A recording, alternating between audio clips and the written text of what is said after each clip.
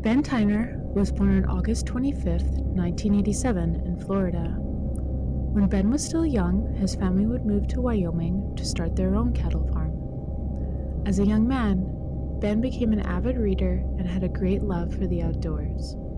After studying animal production at Texas State University, Ben moved around to different ranches in Nevada, Montana, Mexico, Canada, and Russia. In 2018, when Ben was 33, he moved to British Columbia to work as a ranch manager at the Nicola Ranch near Merritt. On January 26, 2019, he was last seen leaving the ranch compound, reportedly preparing to check on cattle in the surrounding area. When he did not return, concerns grew among his colleagues and family, and he was reported missing. Following reports of his disappearance, the RCMP employed multiple search teams, including dogs, drones, and volunteers, to search the massive backcountry area where he was last seen. His family also flew up from Wyoming to become part of the search effort. The search area was rugged and vast, and unfortunately it had to be called off after only a short period due to poor weather and freezing temperatures. On the day Ben vanished, he told no one where he was going. He left his wallet and cell phone behind, and even his beloved dog Sue was left at the ranch with no instructions as to his care. 2 days later, on January 28th, Ben's still saddled horse Gunny was discovered wandering riderless and alone on a backcountry logging road off Highway 97 near Winnie Flats, just north of Merritt. It was about 15 miles away from where Ben was last seen. The RCMP do not disclose if fingerprints, blood, or any other biological material was found on the saddle of the horse, or along the logging road where the horse was found wandering. They only told the public that the horse was uninjured, and its reins were broken. There was no sign of Ben, and no clear evidence indicating what had happened. Despite their efforts, no trace of him or his other belongings was ever found. Authorities initially treated the case as a missing persons investigation, considering the possibility that Ben had suffered an accident or become lost in the rugged terrain and succumbed to the elements.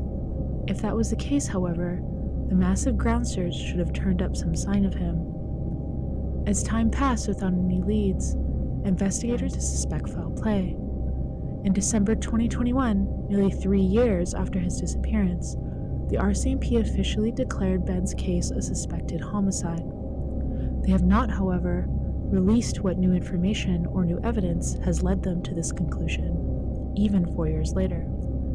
The RCMP has remained tight-lipped about the details of their investigation, including potential suspects or persons of interest.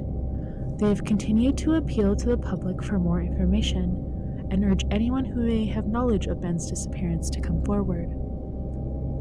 His family still lives in Wyoming, and they have taken multiple trips up to the interior of BC to try and put together more clues about the whereabouts of their son. They continue to personally pressure the RCMP to solve the case, and they seem to want the public to know that Ben hasn't been forgotten, and they will vigorously pursue any persons involved in his disappearance. Ben's family continues to keep the case in the media, and his family and friends continue to seek answers what happened to him. His disappearance has also left the ranching community in Merritt in shock.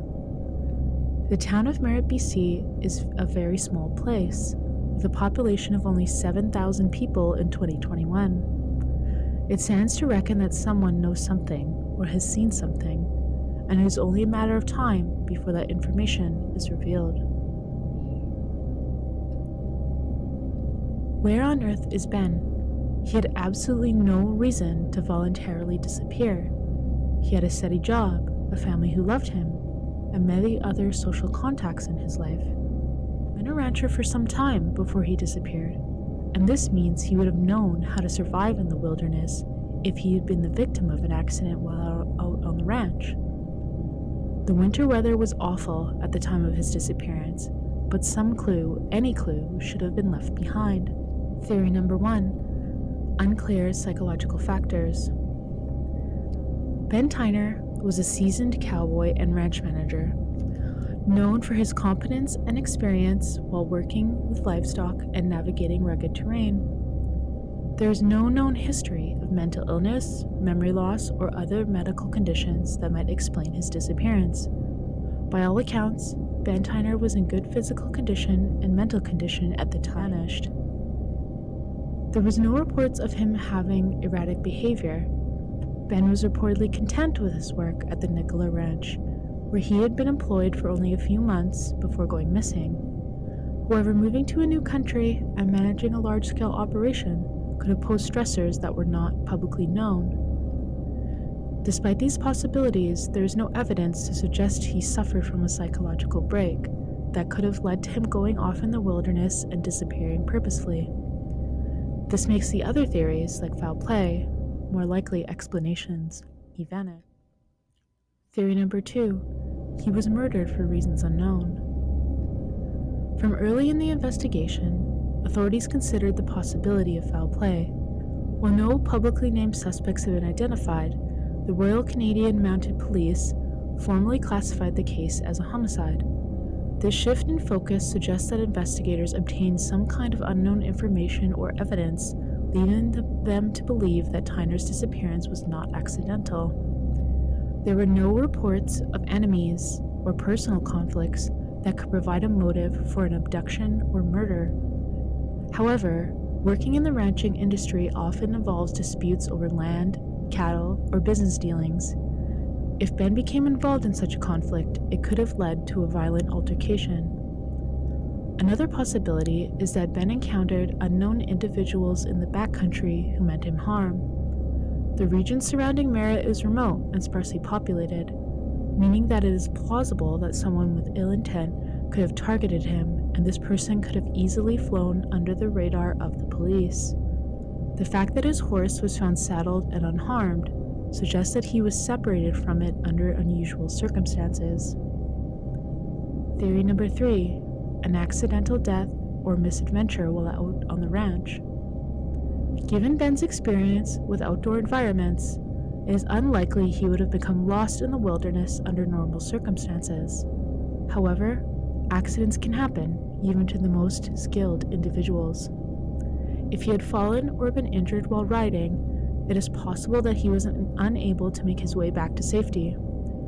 However, the extensive search efforts, including drones and ground teams, should have located some trace of him. The lack of any footprints, clothing, or personal belongings makes this theory less plausible. Animal attacks are another consideration. This region is home to predators such as bears and cougars, but even in such cases, evidence such as torn clothing or remains would likely have been found. Theory number 4 is someone targeting young men around Merritt. According to an article written by the Merritt Herald in 2020 and by the Surrey Now Leader in 2019, 4 other young men have gone missing in the area around Merritt in the same decade. Dean Kelly Morrison, 44, was last seen at the Stump Lake Ranch in the Merritt area in October 2013. Luke Neville, 48, was last seen in the Spence's Bridge area about 1 hour from Merritt on October 9, 2017. Ryan Provencher, 38, and Richard Skur, 37. Both men were last seen in the South Surrey area at approximately 12:30 p.m. on July 17th in 2019. Their bodies were found a month later, just north of Spence's Bridge on August 17th, and their murders have never been solved. It is strange that so many young men have gone missing in such a small area. Provencher and Skur were confirmed to have been murdered, while Tyner, Morrison, and Neville have never been found. Could some type of pattern, cell phone data for example, link these cases together? Hopefully the RCMP are considering this possibility, but for now, no solid evidence exists to connect the disappearances. The RCMP are still seeking tips for the disappearances of the other young men, and any information about their whereabouts should be reported, as it might end up providing new leads in the other cases.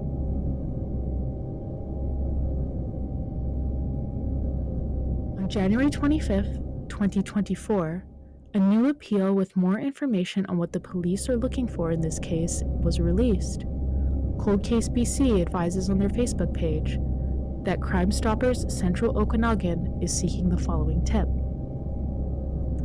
Investigators are now asking anyone who may have seen Tyner the weekend of January 26th or 27th, or a truck and trailer that may have transported him to the Squaxin Mountain or OK Forest Service Road off Mammoth Lake Road, to contact Merritt RCMP through a dedicated tip line at 1-877-987-8477. Public opinion remains divided, with some believing that Ben met with foul play and others considering the possibility of an accident.